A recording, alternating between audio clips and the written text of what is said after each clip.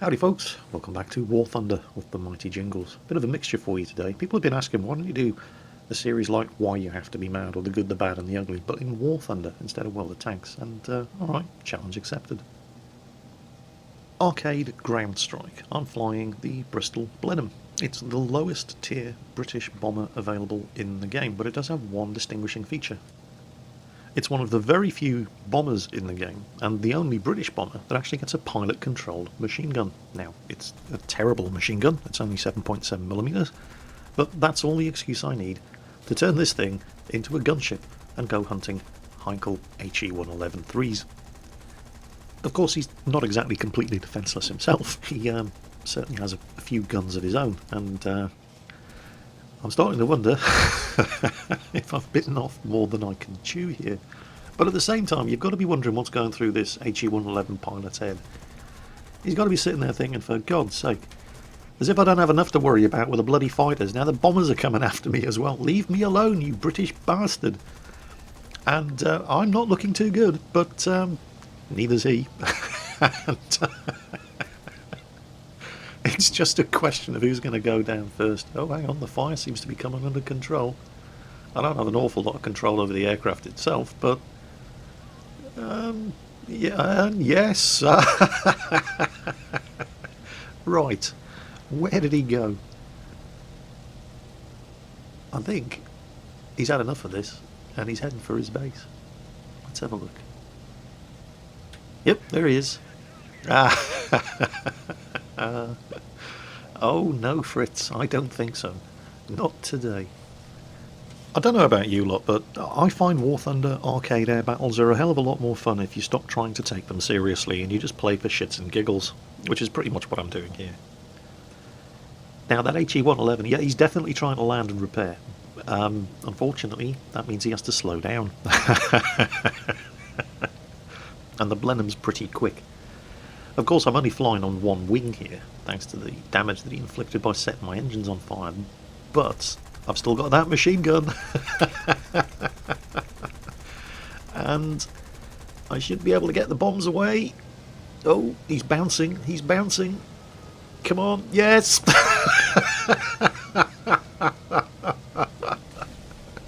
Totally written off my aircraft, but I don't care. Worth it. Next, from deepest, darkest Eastern Europe, we have Bondarendu Bogdan in the M4A1 Sherman in a simulator battle on the jungle map. And there's a Ju-87 coming right at him. Quick boys, load the high explosive.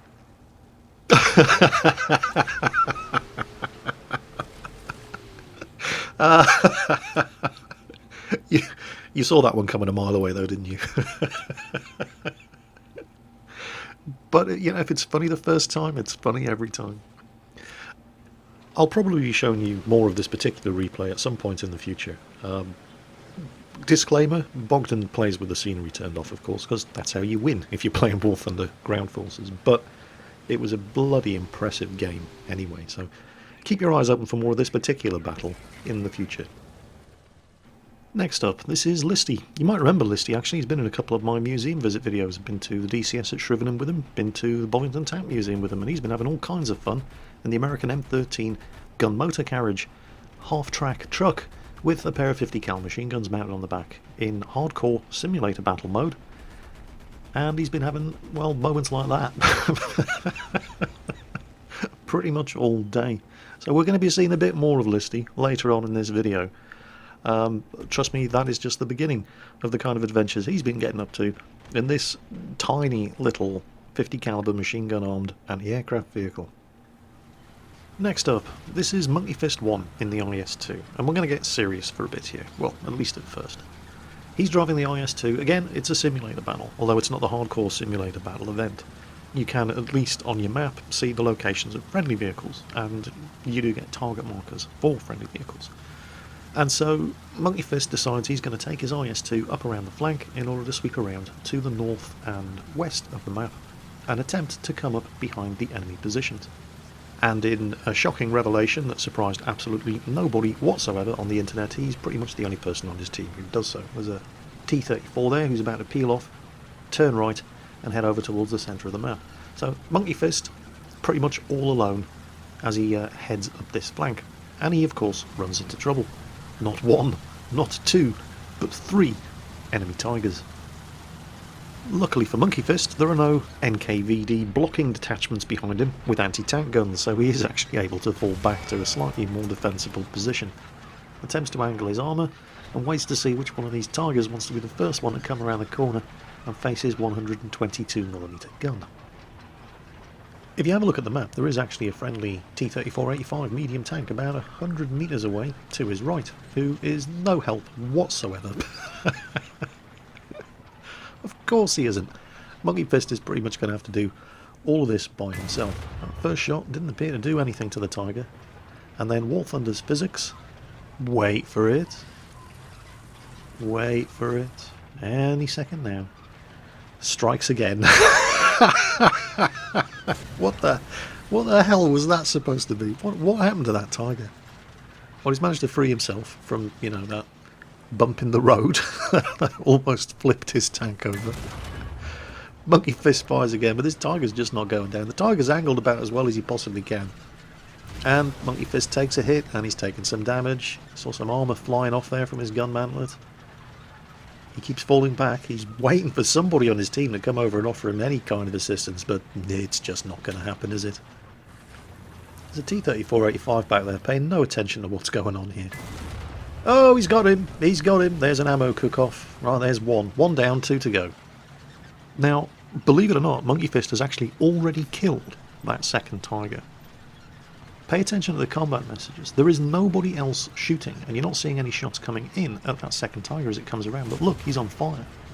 What's actually happened here is Monkey Fist's first shot into the first Tiger set his ammo rack on fire, and the ammo rack explosion lit up the engine of the second Tiger.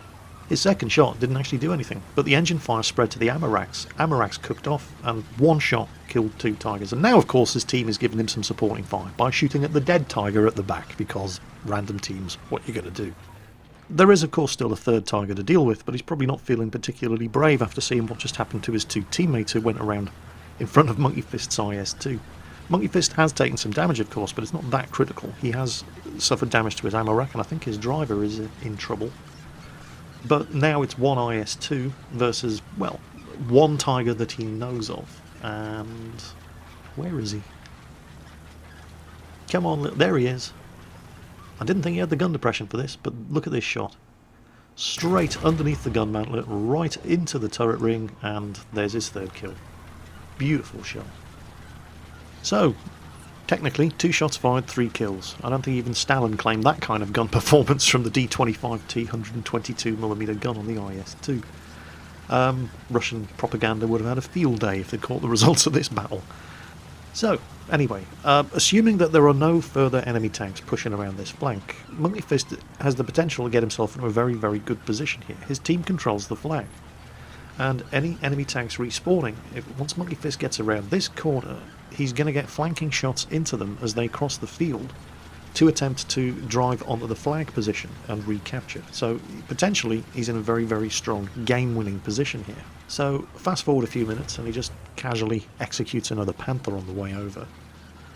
And now he knows that there's another tank down there. We think it's a Panther, but he doesn't know exactly where he is. So he's scanning the horizon and he's looking for telltale signs.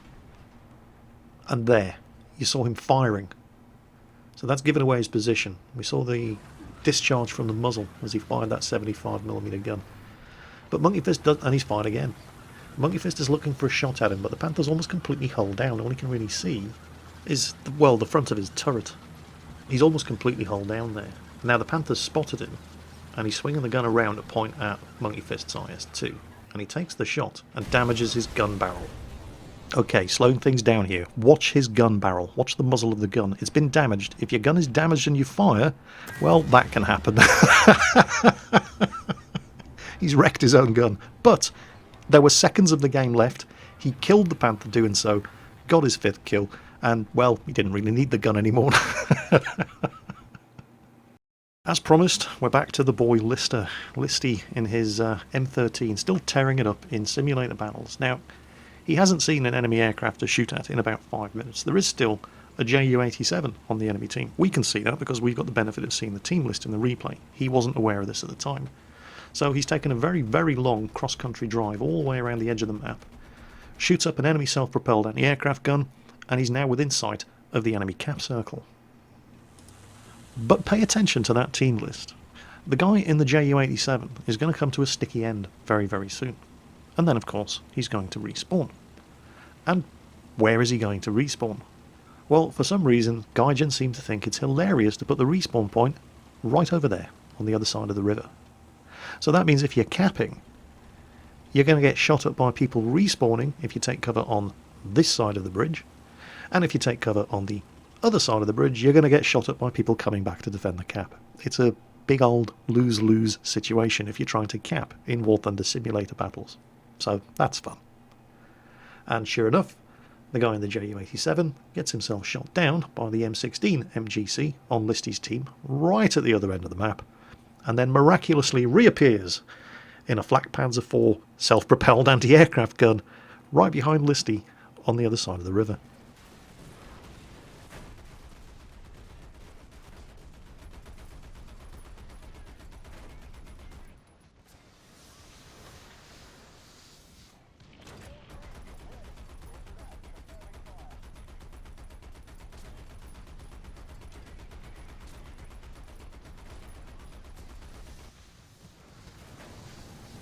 Oh well, never mind Listy, you tried.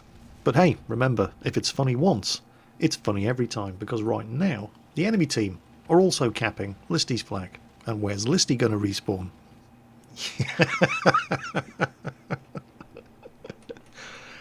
Oh, Gaijin, you so silly. Remember folks, respawn points right next to the cap circle, War Thunder simulator battles. Because if it's funny once, it's funny every time. What chance did that Hetzer have? I mean, seriously. Oh well, never mind. Do you remember a couple of weeks back I posted a sim battle replay where a guy's in a Tiger and he's crippled and he's repairing the tank because he's been hit by a couple of shots from a KV-2. And while he's repairing, 2 other KV-2s and a T-34 drove right past him, 100 metres away, without one of them spotting him, because they just weren't looking in the right direction at the time. Hardcore simulator battle event. If you're not looking in the right direction, you don't see enemy vehicles. Yeah? Yeah, Listy's been having fun with that as well. Again, still in the M13. He's been having some great games. Well, they haven't been great games, but he's been having some great moments. They're going to lose this game horribly. I mean, look, they're bleeding tickets. The enemy control all 3 flags. But do you see what he has seen? Can you see that spot in the tree line? Over there, right in the centre of the map. Can you see it? Listy's seen it, and he's not shooting yet because he wants to have some fun with him. He wants to see how much attention this guy's paying. It's a Marder 3, I think. You see him now? Surely you see him now. There he is. How much attention do you think this guy is paying to anything that isn't right in front of his gun? Spoiler, none whatsoever.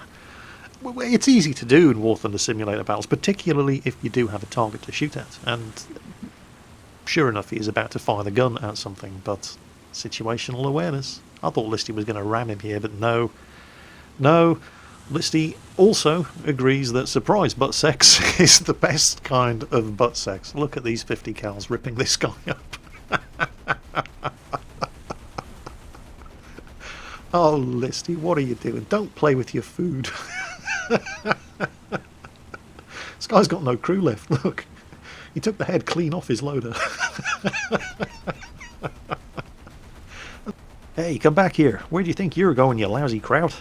Running isn't going to save you, Werner. Look at this. Square heads down for the big Bosch gangbang. And then a shot comes in, actually, from the town. There, did you see that?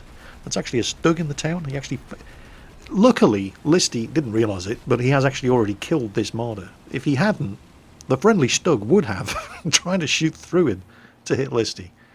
Now, Listy is laughing so much at this point, he is not actually aware, although he is now, that there's a Stuka circling overhead. But now he's seen him, and Stuka circling, slow, we've got this guy, and he hits him, and then he runs out of ammunition. Oh shit. Come on boys, reload the guns for Mom, Apple Pie, and the American way. We got ourselves some krauts to kill. Guns reloaded. Sayonara, sucker. And there's barely seconds of the game left. The team's about to lose. Question. If you've had your vehicle knocked out, like that, but you're still travelling at 40 kilometers per hour, is it actually possible to cap while you're dead? Come on, Listy. Look at this.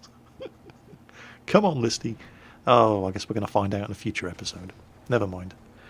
So, that was the good, the bad, and the War Thunder. I hope you enjoyed it. As always, folks, take care, and I'll catch you next time.